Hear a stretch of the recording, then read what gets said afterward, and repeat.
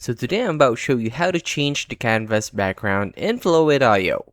When you're spending hours mapping out complex node structures and managing AI agents, staring at the same layout can strain your eyes.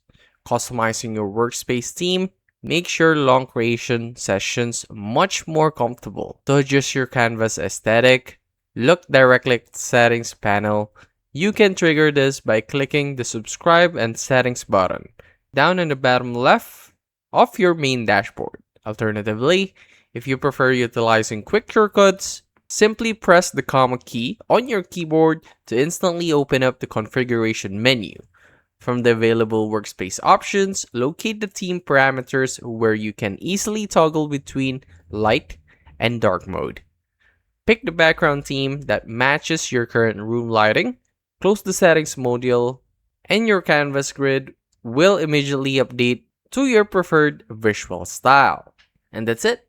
That's how to change the canvas background in Flowith.io. Don't forget to like, subscribe for more quick tutorials like this, and comment down below what other topics you want me to break down next.